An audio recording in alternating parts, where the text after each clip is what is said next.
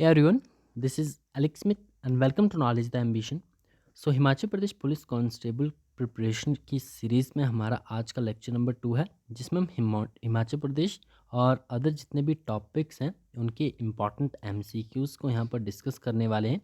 तो चैनल पर अगर आपने वीडियो सेक्शन में जो है वो सिलेबस की वीडियो नहीं देखी है तो आप उसे भी जाकर देख लीजिएगा। Himachal Pradesh public service commission ने जो है वो डिटेल्ड सिलेबस यहाँ पर टॉपिक वाइज जो है वो रिलीज़ कर दिया है, उसे हमने डिस्कस कर लिया है और उसी सिलेबस के अकॉर्डिंग हम अपने इन एमसीक्यूज़ को लेकर चल रहे हैं। ठीक है, आगे बीच बीच में जो है इंपॉर्टेंट टॉपिक्स को भी हम डिस्कस करेंगे। ठीक है, डिटेल्ड ब्रीफली हर एक टॉपिक को भी डिस्कस करेंगे इस एमसीक्यू सीरीज़ के साथ साथ। तो चलिए स्टार्ट करते हैं आज के इस लेक्चर नंबर 2 को। सबसे पहले हिमाचल प्रदेश के इंपॉर्टेंट क्वेश्चंस देखेंगे। क्वेश्चन आपके सामने यहाँ पर दिया गया है। पूछा गया है, प्रदेश की स्पितियन जनजाति को अन्य किस नाम से जाना जाता है? भोट, पांगी, चारू या फिर सिलानी? तो हिमाचल प्रदेश की जो स्पितियन जनजाति है इसे अन्य नाम से जाना जाता है, वो है भोट। ऑप्शन ए हमारा सही आंसर होगा। नेक्स्ट क्वेश्चन है, जनसंख्या की दृष्टि से हिमाचल प्रदेश के किस जिले में सर्वाधिक जनजातियां पाई जाती हैं? अब यहाँ पर जनजातियां पूछी गई हैं। ठीक है, जनजातियां जो है जनसंख्या की दृष्टि से हिमाचल प्रदेश के सबसे अधिक जो है वो पाई जाती हैं आपकी चंबा जिला में। ऑप्शन डी हमारा सही आंसर होगा। नेक्स्ट क्वेश्चन है, सिरमौर में लकड़ी के व्यवसायिक वर्ग को बाड़ी कहा जाता है, इसी वर्ग को कांगड़ा में क्या कहा जाता है? ठीक है, ये क्वेश्चन पूछा गया। पहले आपको डिटेल बताई गई है कि जो आपका लकड़ी के व्यवसायिक वर्ग के लोग हैं उन्हें बाड़ी कहा जाता है। ठीक है, सिरमौर के एरिया में। इसी वर्ग को कांगड़ा के क्षेत्र में किसी अन्य नाम से जाना जाता है, वो नाम क्या है? तो ये नाम है आपका कारखान। Option A will be the right answer. Next है, हिमाचल प्रदेश में किस स्थान पर तिब्बती लोगों को भोट कहा जाता है? हिमाचल प्रदेश के पांगी एरिया, आपने नाम सुना होगा, पांगी एरिया में जो है वो तिब्बती लोगों को भोट कहा जाता है। ऑप्शन ए हमारा सही आंसर होगा। नेक्स्ट है, प्रदेश के लाहौल स्पीति जिले का कुल क्षेत्रफल कितना है? तो हर एक डिस्ट्रिक्ट का जो है वो क्षेत्रफल आपको थोड़ा बहुत ध्यान में होना चाहिए।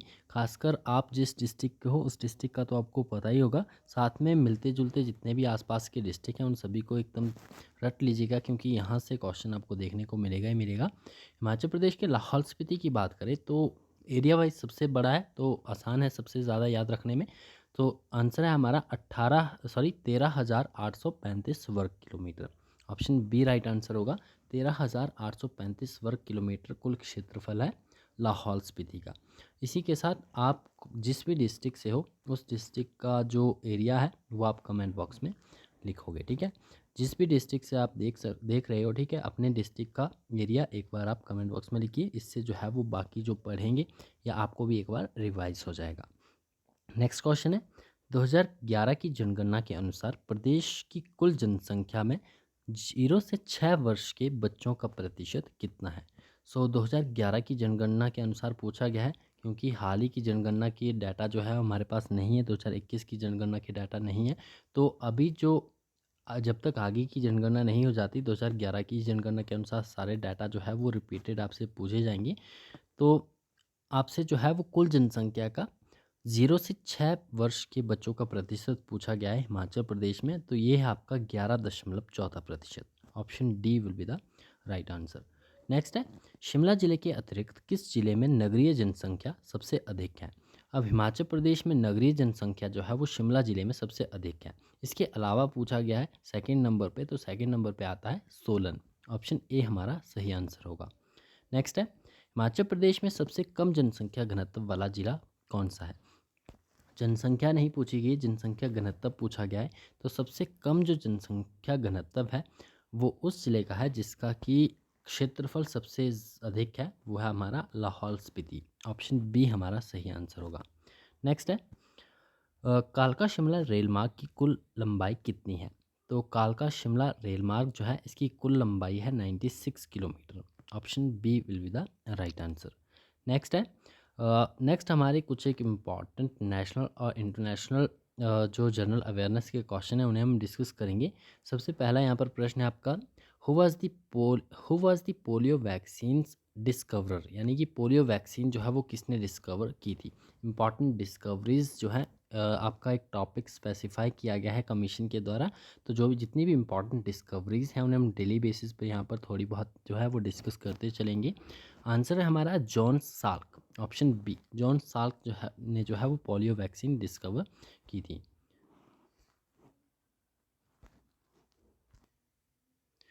अगर हम पोलियो की बात करें तो पोलियो एक इन्फेक्टिशियस जो डिजीज़ है which is caused by the virus, virus के कारण ये होता है। ये भी एग्जाम में पूछा जा सकता है कि पोलियो डिजीज़ जो है वो किसके कारण होता है, तो वायरस के कारण होता है। ठीक है, दैट प्रेजेंट्स इन थ्रोट और जो आपका इंटेस्टाइनल ट्रैक्ट होता है वहाँ पर प्रेजेंट ये होता है, and was once the leading cause of disability in US. ठीक है, आपको मेनली ध्यान में रखना है डॉक्टर जॉन साल्क का। ठीक है, जो कि फर्स्ट टाइम यूज़ हुई थी 1955 में। डिस्कवरर का नाम आपको भूलना नहीं है, जॉन साल्क। नेक्स्ट है which one of the following scientist invented the first antibiotic. ठीक है, सबसे पहला एंटीबायोटिक किसने इन्वेंट किया था, कौन से साइंटिस्ट ने?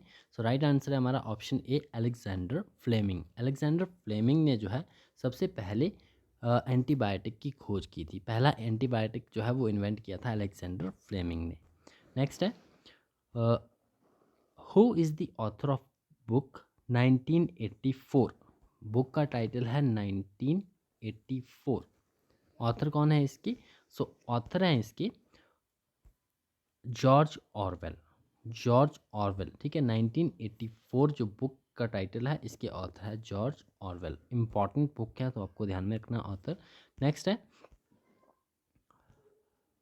द वर्क मुद्रा राक्षस बाय विशाखा दत्त। यहाँ पर इनकी एक्सप्लेनेशन भी दी है तो आप साथ साथ में पढ़ सकते हो। ठीक है, एक्सप्लेनेशन भी, जैसे कि 1984 जो है ये पब्लिश हुई थी, 1984 पब्लिश की थी by the English author George Orwell, और पब्लिश हुई थी ये 1949 में। ठीक है, as a warning against totalitarianism. ठीक है, नेक्स्ट है क्वेश्चन था हमारा मुद्रा राक्षस से।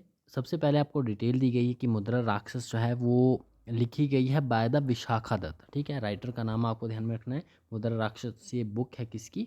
मुद्रा राक्षस जो आपकी बुक है विशाखा दत्त की। It depicts which of the following. ठीक है, इसमें क्या जो है वो शो किया गया है, किसके बारे में डिटेल हमें मिलती है? तो मुद्रा राक्षस में हमें डिटेल मिलती है मौर्याज और नंद की। ठीक है, ऑप्शन बी हमारा राइट आंसर होगा। ठीक है, विशाखादत्त की मुद्रा राक्षस में हमें जानकारी मिलती है मौर्यों की और नंदों की। ठीक है, ये एक संस्कृत लैंग्वेज प्ले है बाय द विशाखादत्त, जो कि हमें बताता है the accent of the king ascent of the king Chandragupta Maurya, and its time frame varies from the late 4th century to 8th century. ठीक है, ये एक लिटरेरी वर्क है, मेनली पोर्ट्रेट जो कि मौर्यास और नंदास को पोर्ट्रेट करता है। नेक्स्ट क्वेश्चन है the book Katha Sarit Sagar was written by home. कथा सरित सागर पुस्तक जो है ये लिखी गई है किसके द्वारा? सोमदेव के द्वारा। ऑप्शन ए हमारा सही आंसर होगा।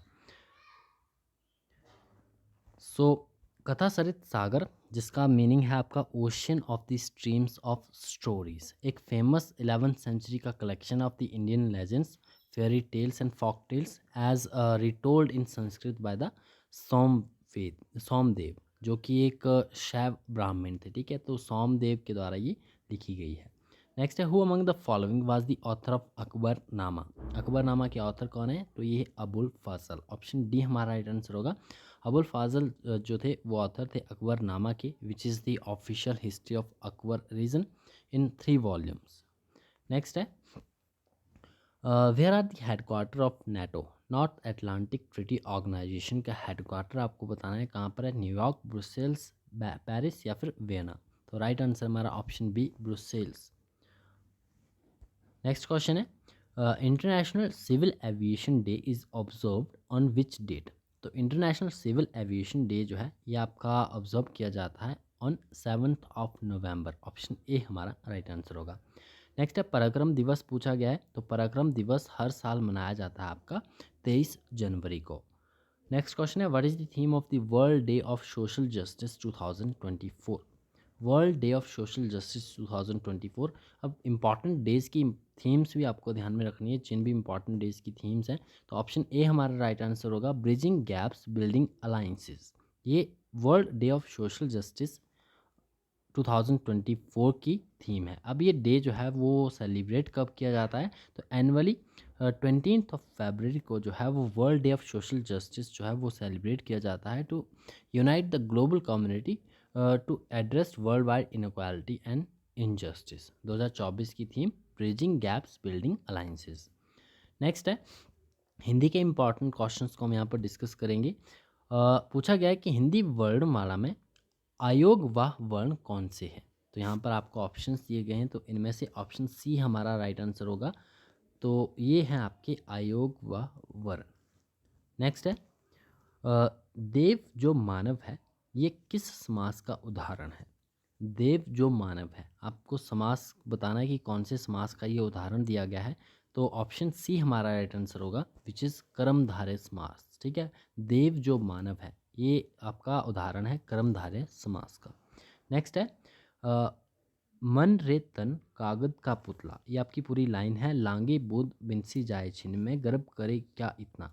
इन पंक्तियों में कौन सा अलंकार है, तो इसमें अलंकार है आपका शांत रस। ठीक है, option A will be the right answer. Next है निम्नलिखित विकल्पों में निश्चयवाचक सर्वनाम कौन सा है। तो इसके लिए आपको सर्वनाम पता होना चाहिए कौन सा निश्चयवाचक है। ठीक है, होते क्या है निश्चयवाचक, एक बार टॉपिक आप पढ़ोगे तो आपको डिटेल जो है मैं जो है वो समझ में आ जाएगा। सो हम राइट आंसर की तरफ चलते हैं। हमारा राइट आंसर यहाँ पर बनेगा यह ऑप्शन 4। ठीक है, ऑप्शन 4 यह जो है एक निश्चयवाचक सर्वनाम है। नेक्स्ट है दक्षिण शब्द कौन सी संज्ञा है। दक्षिण शब्द जो है वो कौन सी संज्ञा है, ये व्यक्तिवाचक संज्ञा है। ऑप्शन बी राइट आंसर होगा। नेक्स्ट है पुस्तक शब्द संज्ञा है, किस प्रकार की संज्ञा है पुस्तक शब्द, सो ये संज्ञा है जातिवाचक। ऑप्शन ए हमारा राइट आंसर होगा। नेक्स्ट क्वेश्चन है इंग्लिश के कुछ एक इंपॉर्टेंट क्वेश्चंस को हम देखेंगे। तो आज के जो इंग्लिश का सेशन हमने लिया है वो लिया है आपका आर्टिकल्स के ऊपर। ठीक है, आर्टिकल्स के इंपॉर्टेंट टॉपिक हैं।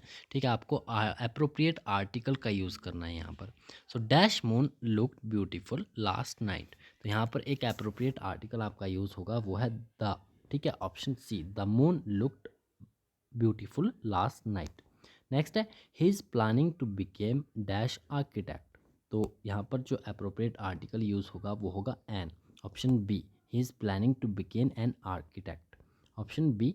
नेक्स्ट है dash good education is important, so कौन सा आर्टिकल यूज़ होगा यहाँ पर, an the a more than the above या नन ऑफ द अबव। तो राइट आंसर हमारा ए विच इज़ ऑप्शन 3। ठीक है, a good education is important. अब ये क्या है क्यों है, यहाँ पर आपको एक्सप्लेनेशन भी दी गई है। तो इंग्लिश ग्रामर में जब भी हम इनडेफिनेट आर्टिकल ए का यूज़ करते हैं कहाँ पर, बिफोर अ कॉन्सोनेंट साउंड। ठीक है, कॉन्सोनेंट साउंड ये आपको इम्पॉर्टेंट फैक्ट है, ध्यान में रखना है। जहाँ पर भी जो है वो कॉन्सोनेंट साउंड होगी उससे पहले अगर आपको आर्टिकल का यूज़ करना है तो आर्टिकल ए यूज़ होगा। ठीक है, when referring to a single non specific instance और अ कंसेप्ट। नेक्स्ट है he saw dash elephant at the zoo, an the a, कौन सा आर्टिकल यूज़ होगा, तो यहाँ पर एन यूज़ होगा। He saw an elephant at the जू। अब एन क्यों यूज़ होगा, क्योंकि यहाँ पर जो है एलिफेंट, एलिफेंट आप देख सकते हो यहाँ पर वॉवल साउंड कर रहा है। ठीक है, ए ई आई ओ यू। ठीक है, इनसे पहले हम हमेशा आर्टिकल एन का यूज़ करते हैं। ठीक है, और जो करेक्ट सेंटेंस होगा he saw an elephant at the zoo. Next है I wish I knew which is dash best placed in Mumbai to buy shoe, so article use होगा यहाँ पर द। अब द यहाँ पर क्यों यूज़ हुआ, क्योंकि हमने यहाँ पर सुपरलेटिव डिग्री का यूज़ किया है, best place. So superlative degrees का जब भी यूज़ किया जाता है एडजेक्टिव का, sorry, when we use a superlative adjective, जैसे कि इस सेंटेंस में बेस्ट यूज़ हुआ है। ठीक है, before the noun we generally use it with the article. जिस तरह से आपको एक और एग्जांपल यहाँ पर दिया है, this is dash worst case, तो वर्स्ट क्या है, एक सुपरलेटिव डिग्री है यहाँ पर वर्स्ट की। ठीक है, सो द आर्टिकल यहाँ पर यूज़ होगा। तो सुपरलेटिव डिग्रीज से पहले भी आपको द का यूज़ करना है, ये फैक्ट भी आपको यहाँ पर ध्यान में रखना है। सो ये थे हमारे आज के मोस्ट इम्पॉर्टेंट क्वेश्चंस। मिलते हैं नेक्स्ट सेशन में। Thanks for watching.